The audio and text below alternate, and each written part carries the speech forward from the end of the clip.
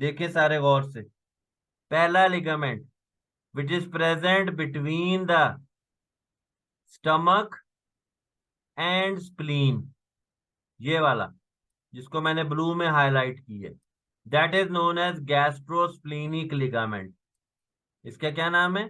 गैस्ट्रोस्प्लीनिक ligament. और दूसरा ligament ये वाला जिसको मैं मैरून में शो कर रहा हूं, which is present between the spleen and the kidney, ये वाली kidney, that is known as splenorenal ligament. That is known as which ligament? Splenorenal ligament. ठीक है, तो अगर यहाँ पे ये डायग्राम बनाओ, ये देखो, लिवर, ये आपका हो गया stomach, stomach, this is your stomach. अब ये देखें सारे स्टूडेंट्स, इन दोनों के बीच में ये क्या है आपका? This is your lesser omentum. और ये आपका जो है ये, this is your what? Apron like structure. This is your greater omentum. अब ग्रेट देखो, lesser omentum is a double layer of peritoneum, double layer of peritoneum. Greater omentum is a four layer peritoneum, चार layer of peritoneum से बनती है। It is a four layer of peritoneum. And greater omentum is also known as policeman of abdomen. इसको हम policeman भी बोलते हैं, policeman of abdomen. ठीक है, इस तरह बिस्कीक में पकड़ लेते हैं ना policeman, policeman of abdomen. Greater omentum is policeman of abdomen. अब ये देखिए इधर, यहां पे समझ लें आपकी ये है आपकी किडनी, और ये है आपकी स्प्लीन। अब स्टमक और स्प्लीन के दरमियान में एक लिगामेंट है, ये जो ग्रीन में मैंने शो की है। स्टमक और स्प्लीन के दरमियान में जो लिगामेंट है उसका नाम है गैस्ट्रोस्प्लीनिक लिगामेंट। उसका क्या नाम है? Gastrosplenic ligament. एक और लिगामेंट है विच इज प्रेजेंट, ये मैंने सिर्फ डायग्रामेटिकली बनाया ताकि आप लोगों को समझ आ जाए, ये ऊपर किडनी या नीचे स्प्लीन इस तरह नहीं होती, ये सिर्फ आप लोगों को समझाने के लिए बनाई हुई है ताकि आप लोगों को अच्छी समझ आ जाए। स्टमक और किडनी के दरमियान में भी एक लिगामेंट है। This ligament is known as what? Spleno, हाँ sorry sorry sorry sorry sorry, मैं थोड़ा सा गलत कर गया यार, सॉरी सॉरी। एक मिनट, इसको मैं मिटा देती हूँ, ये इसको मिटा दो ये। अब ये देखिए, स्प्लीन और आपकी ये जो है क्या नाम है, किधर गया ये बेटा, स्प्लीन और आपकी जो ये किडनी है इसके दरमियान में भी एक लिगामेंट है। Okay, this ligament is known as what? Splenorenal ligament. इसका क्या नाम है? Splenorenal ligament. ठीक है, हाँ बिल्कुल सही, बिल्कुल सही आप बोल रहे हो। ठीक है, अब ये देखें, अब ये लिगामेंट्स आपके इंपॉर्टेंट क्यों हैं? स्प्लीनोरीनल लिगामेंट एंड गैस्ट्रोस्प्लेनिक लिगामेंट। जो आपका ये गैस्ट्रोस्प्लेनिक लिगामेंट है, ये जो ग्रीन वाला, इसके अंदर आपकी होती हैं शॉर्ट गैस्ट्रिक आर्टरीज। इसके अंदर आपकी क्या होंगी? Short gastric arteries. ठीक है, इसमें क्या है आपकी शॉर्ट गैस्ट्रिक आर्टरीज है। ओके, और आपका ये जो स्प्लीनोरीनल लिगामेंट है, स्प्लीनोरीनल लिगामेंट, ये जो मैंने ब्लैक में शो किया हुआ है, splenorenal ligament, it is what? It contains your splenic artery. Splenic artery, इसमें आपकी स्प्लेनिक आर्टरी है, इसमें आपकी स्प्लेनिक वेन है। ओके, इसमें आपकी स्प्लेनिक वेन है, और इसमें आपका टेल ऑफ पेनक्रियाज भी है, टेल ऑफ पेनक्रियाज। ठीक है, तो ये देखें, splenic artery, splenic vein and tail of pancreas, it is present in splenorenal ligament which is present between the spleen and kidney.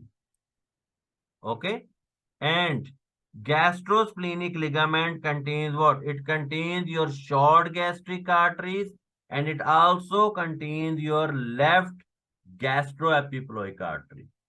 ठीक है, ये देखें। अब ये अगर मैं इसको सारे को क्लियर कर दूं, ये देखें। अब इस डायग्राम में ये जो ये वाला लिगामेंट है, जिसको मैं अभी रेड से हाईलाइट कर रहा हूं, this one this is your gastrosplenic ligament. तो गैस्ट्रोस्प्लीनिक लिगामेंट में आपकी कौन सी आर्टरीज होंगी? Short gastric arteries. सर्जन बहुत केयरफुल होते हैं इसके लिए, क्योंकि अगर इधर से ब्लीडिंग स्टार्ट हो जाए तो उसको रोकना बहुत मुश्किल होता है। ठीक है। Then second ligament which you must have to remember, that is your this ligament which I am showing in red green colour, between the spleen and your kidney, that is known as splenorenal ligament। and इस splenorenal ligament में आपके कौन से structures हैं? your splenic artery is there, your splenic vein is there, and tail of pancreas is there। Tail of pancreas भी आपकी splenorenal ligament में ही है। ठीक है। Splenic artery, please remember, it is a branch of your coeliac trunk. It is a branch of your coeliac trunk. ठीक है, it is a branch of your coeliac trunk. हाँ बिल्कुल। अगर आपने इस क्या नाम है, गैस्ट्रोस्प्लिनिक लिगामेंट को छेड़ दिया, तो यहाँ से जो ब्लीडिंग होगी उसको रोकना बहुत मुश्किल होता है। ठीक है। तो this is your gastrosplenic ligament, this is your splenorenal ligament, very important. लेकिन यहाँ पे ये आपको ये स्ट्रक्चर पता होना चाहिए, DAV, bile duct, hepatic artery and portal vein. ठीक है, bile duct, hepatic artery and what? Portal when.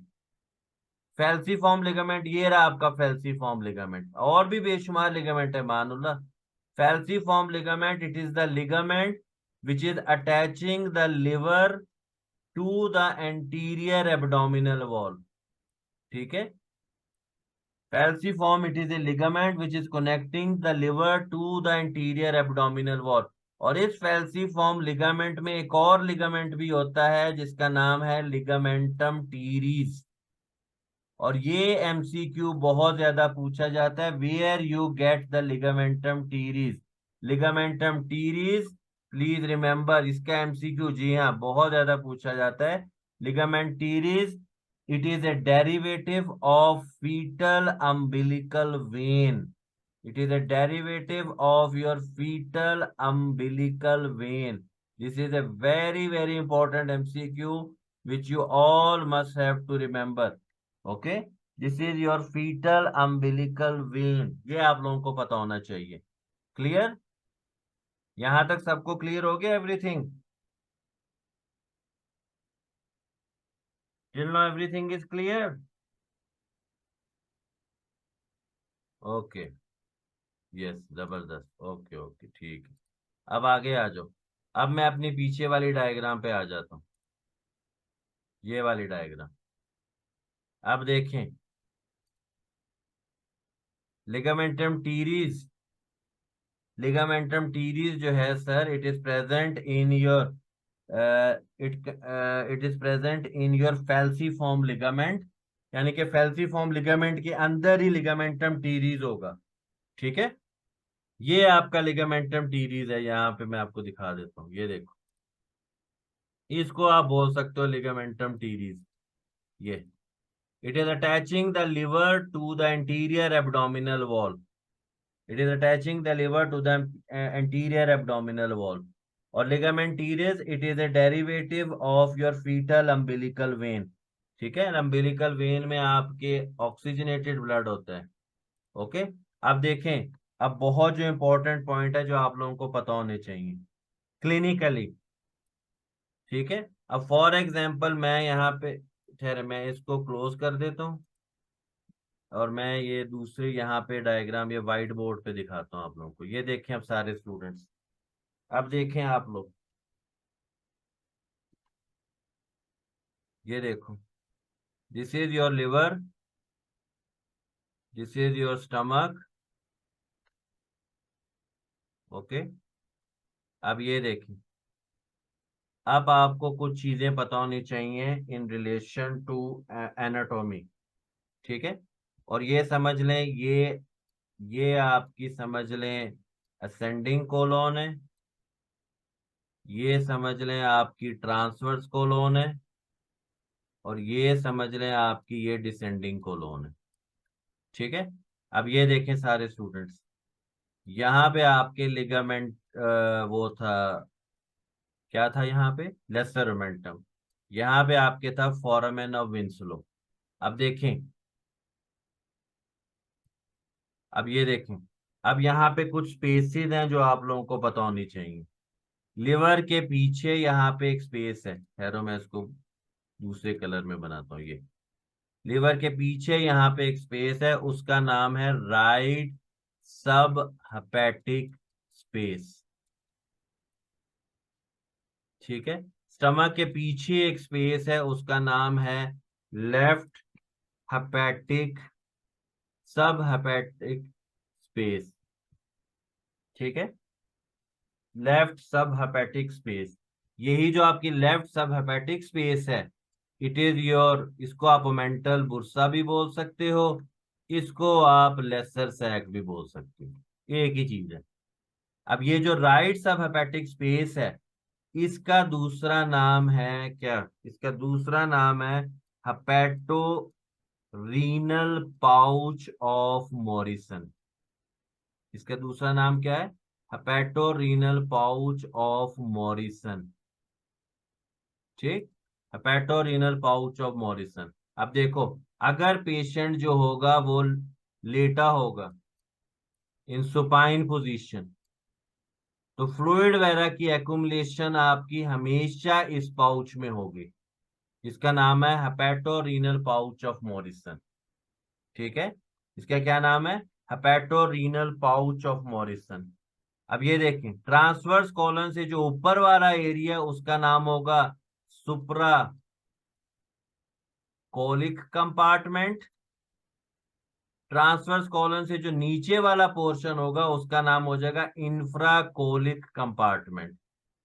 Ascending colon से जो ये वाला जगह होगी राइट साइड वाली, उसका नाम हो जाएगा राइट पैराकोलिक गटर, गटर गटर, हाँ गटर।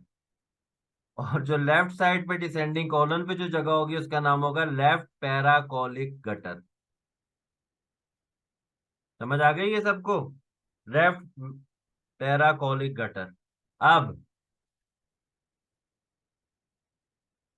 डायग्राम कहाँ अच्छी है यार, तुम तो मजाक कर रहे हो। ठीक है, तो ये डायग्राम देखो सारे, ये डायग्राम बोले मेरा दिल ही टूट गया। ये देखो, अब फॉर एग्जाम्पल लिवर के पीछे आपकी कौन सी स्पेस है, आपकी मॉरिसन पाउच है। Morrison pouch, please remember it for ever. अगर पेशेंट आपका सुपाइन पोजीशन में होगा, लेटा हुआ होगा सीधा, तो जितना भी कोलेक्शन वगैरह है फ्लूइड की, पस वगैरह की, it will all go into the Morrison pouch. Morrison pouch is also known as hepatorenal pouch, it is also known as hepatorenal pouch.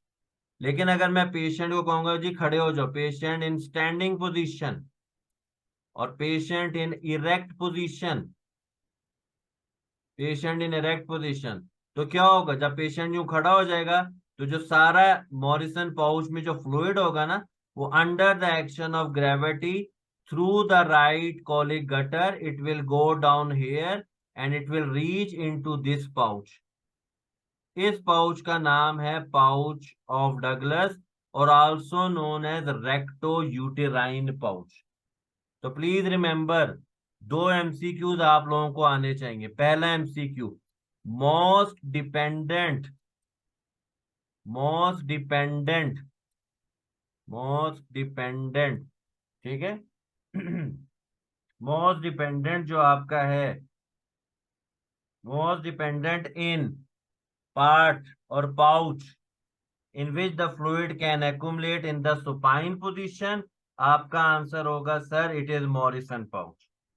मगर मैं आपको कहूंगा most dependent location or pouch in the erect position or in the standing position, तो आप लोग कहोगे sir under the action of gravity all the fluid or pus will go into the pouch which is present between the uterus and the rectum, that is known as recto-uterine pouch, or also known as pouch of Douglas. Also known as what? Pouch of Douglas. ठीक है, अब ये देखें, pouch of Douglas. अब सारा fluid इधर आ गया आपके पाउच ऑफ डगलस में, रिजवान ये देख रहे हो, ये येलो कलर का सारा पस वगैरह आपका इधर आ गया into the pouch of Douglas. अब आपने इस फ्लूइड और पस को रिमूव करना है। अब आप इसको कैसे रिमूव करोगे? तो what you are going to do, you will enter through vagina, and through vagina here a fornix is present, that is known as posterior fornix. You will enter through vagina, and in the vagina posterior fornix is present, and through posterior fornix of vagina you will enter into the pouch of Douglas, or known as recto-uterine pouch, and now you will drain out all the fluid and pus which is present in this pouch. Okay, and this process is known as what? This is known as colpotomy. Colpotomy, ये इसका दूसरा नाम है कर्डोसिंथेसिस. Okay, this is also known as colpotomy and it is also known as कर्डोसिंथेसिस. Okay, and this, ठीक है, तो please remember, अगर आपका पेशेंट स्टैंडिंग पोजीशन में होगा, एरेक्ट पोजीशन में होगा, तो under the action of gravity all the fluid and pus will go into the pouch which is present between the uterus and the rectum, that is known as Douglas pouch. अब आप उसको drain कैसे करोगे? Drain आप ऐसे करोगे, you will enter through vagina and here a fornix is present. Okay, that is your posterior fornix. Through posterior fornix you will enter into the pouch of Douglas, and now you will remove all the pus fluid which is present here. तो दो MCQs आपने याद रखने. Number 1 MCQ, most dependent location in erect position, it is your recto-uterine pouch or pouch of Douglas. Most dependent location in supine position, that is your Morrison pouch, or also known as hepatorenal pouch. Hepatorenal pouch. Clear to everyone? This is clear? कोल्पोटमी ये है कि आप देखो, आपने जब patient को कहा कि स्टैंडिंग पोजीशन में आओ, तो जितना फ्लूइड पास वगैरह होगा वो सारा आपका पाउच ऑफ डगलस में आ जाएगा। आपने इसको रिमूव करना है। आप क्या करोगे? You will enter through vagina and through posterior fornix of vagina you will drain out all the pus and fluid which is accumulated in the pouch of Douglas. इस प्रोसीजर को हम बोलते हैं कोल्पोटमी, या also known as कर्डोसिंथेसिस. Clear? So this is your topic of in pa एक minute, this is your topic of your peritoneum. ठीक है, clear? In supine which are to Morrison pouch. बिल्कुल, Morrison pouch, it is the pouch which is present in between the liver and your right kidney, that is hepatorenal pouch. ठीक है, उसका दूसरा नाम हेपेटोरीनल pouch भी है, उसका दूसरा नाम राइट सब हेपेटिक स्पेस भी है. ठीक है,